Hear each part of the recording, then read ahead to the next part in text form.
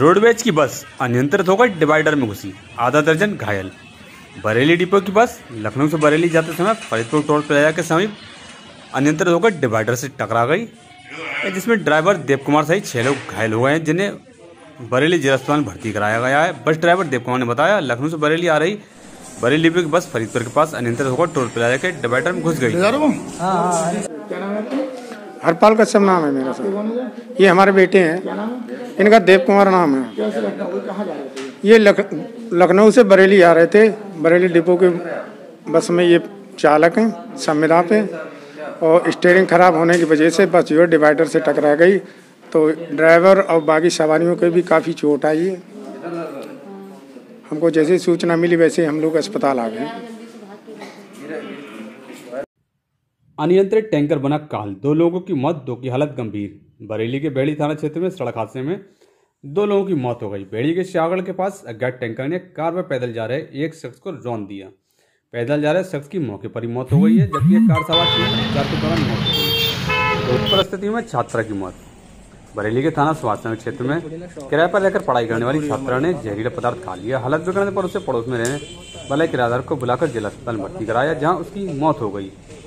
मेरा नाम है तरुण मिश्रा जी। क्या मामला है, क्या हुआ था? ये रात में मेरे जहाँ पे मैं रेंट पे रहता हूँ, ये पीछे वाले पोर्शन में ये रहती हैं, तो वहाँ पर गए थे रात में। उन्होंने 2 बजे गेट खटखटाया, भैया भाभी भैया भाभी, तो हमने गेट खोला, तो वहाँ पे गए। जैसे ही गेट खोला तो वहाँ पे गिर गई। तो मुझसे कह रही हैं, इन्होंने हमसे बोला कि भैया ऐसा है, मुझे हॉस्पिटल ले चलो। मैंने क्या हुआ बेटा, बता क्या हुआ? तो कह रही भैया मेरा BP लो हो रहा है बहुत तेज, मुझे ले चलिए, बहुत मतलब जल्दी ले चलो भैया जल्दी ले। तो मैं और मेरी मिसेज ने इन्हें रात ही में इन्हें हॉस्पिटल ले आए, एडमिट करा दिया। जो इनका वो कहते हैं फ़ोन था, वो मैंने अंदर ही डॉक्टर साहब को दे दिया। डॉक्टर साहब ने कोतवाली पहुंचा दिया, जिससे मतलब जो भी जानकारी मिलेगी, जो कॉल डिटेल वगैरह, वो वही निकालेंगे। कहाँ की रहने वाली, कुछ पता लगा? ये भैया देखो वैसे बदायूं की बताती थी। क्या नाम क्या इनका? निहार का। इनके परिवार में कोई साथ में नहीं था? इस परिवार में नहीं। अब वो मकान मालिक को पता होगी, क्योंकि वो ले रही है। एक्सपायर क्या हुई है? ये ऐसी हुई है कितने ये ऐसी 3-3 को। तो ये कहाँ पर रह रही थी किराए पे? ये डॉक्टर गंगवार वाली गली में, मेरे पीछे, मेरे वाले रूम के पीछे।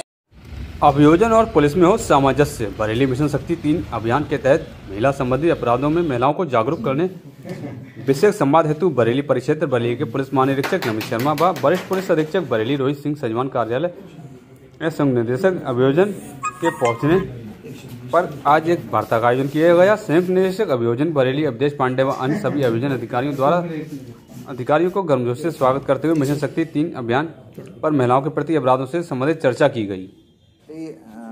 IG बरेली श्री नमित शर्मा सर, आदरणीय SSP बरेली रोहित सर कार्यालय में पधारे। कार्यालय में हमारे आदरणीय ADG prosecution Shri Ashutosh Pandey sir के कुशल निर्देशन में प्रोसिक्यूशन का अभियान चल रहा है, उसके बारे में जानकारी दी गई। मिशन शक्ति अभियान 3 के तहत क्या क्या कार्रवाइयाँ हो रही हैं, उस संदर्भ में IG साहब को और SSP साहब को जानकारी दी गई। और IG साहब द्वारा कुछ महत्वपूर्ण सुझाव मिशन शक्ति में सजा कराने के बिंदु पर, पुलिस कस्टडी रिमांड लिए जाने के बिंदु पर गंभीर अपने महत्वपूर्ण सुझाव जो है हमारे IG रमित शर्मा सर ने हम लोगों को बताए, और उनके अनुभवों का लाभ हम लोगों को मिला।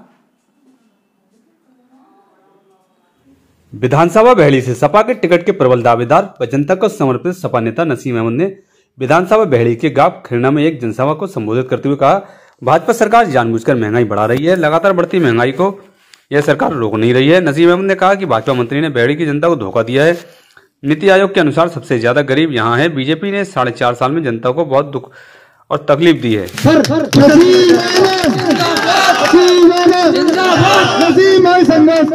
तुम्हारे साथ हम तुम्हारे साथ। मोदी तेरी तमाशाई नहीं चलेगी, नहीं चलेगी। मोदी तेरी तमाशाई नहीं चलेगी, नहीं चलेगी, नहीं चलेगी, नहीं चलेगी। बात नौकरी की हो गई। इसके बाद महिला उत्पीड़न की बात कर ली है। महिला में अगर उत्पीड़न हुआ है तो सबसे ज्यादा दलित की बेटियों के साथ, चाहे हाथरस कांड हो, चाहे आपके उन्नाव कांड हो, चाहे बदायूं कांड हो, उनकी लड़कियों का खुलेआम रेप करके और उनको बिजगवाओं के साथ ट्रक से कुचलने का काम किया है, कि सबूत मिटाने का काम किया है। हमारे वर्ग को इतना कमजोर कर दिया गया है। हमें ये कहते हैं कि हम हिंदू हैं, हम ये कहते हैं ठीक है, हम हिंदू हैं, आपके साथ हैं। लेकिन आज बरेली के अंदर 70 साल बाद सबसे ज्यादा अगर गाय कट रही है तो उसको रोकिए, तब हम आपसे कहेंगे इतना पैसा आपके पास कहाँ आ रहा है। इसलिए आ रहा है कि आप गौ कशी कटवा के बरेली में सप्लाई कर रहे हैं माल को, आप यूनियनों से पैसा वसूल रहे हैं। शहादत पर समाजवादी पार्टी की श्रद्धांजलि सभा बरेली। आज के इस दिन 2 माह पूर्व 3 अक्टूबर 2021 के दिन लखीमपुर खीरी कांड में भाजपा सरकार का विभत्स चेहरा सामने आया था। भाजपा सरकार के केंद्रीय मंत्री और बेटे के द्वारा लखीमपुर में किसानों पर गाड़ी चढ़ाकर किसानों को शहीद कर दिया गया। शहीद हुए किसानों को याद करते हुए आज उस शहीद स्मारक राजेंद्र नगर में समाजवादी पार्टी के नेताओं द्वारा मोमबत्ती जलाकर शहीद हुए किसानों को श्रद्धांजलि अर्पित की गई।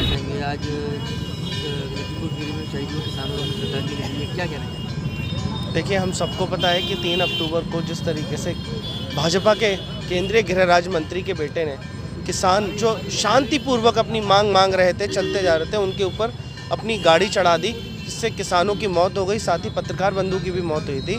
तो उसी दिवस को हम लोग काले दिवस के रूप में मनाते हुए आज हम लोग किसान स्मृति दिवस के रूप में मना रहे हैं। और किसान जो शहीद हुए हैं, साथ ही जो लखीमपुर में किसान शहीद हुए हैं, उनके साथ साथ जो अब तक सारे शहीद जो किसान हुए हैं, जो कृषि कानून बिल के वापस के लिए लड़ाई लड़ रहे थे दिल्ली बॉर्डर पे, उन सबकी शहादत के लिए आज हम लोगों ने यहाँ पे इकट्ठे होकर श्रद्धांजलि दी है। आगामी विधानसभा चुनाव को देखते क्या लगता है कि आपकी श्रद्धांजलि से बाकी पार्टी पे कितना फर्क पड़ेगा? देखिए, समाजवादी पार्टी शुरू से ही किसानों की पार्टी रही है, शुरू से ही नौजवानों की आवाज़ उठाने का रहा है और शुरू से ही महिलाओं के सम्मान में काम करती रही है।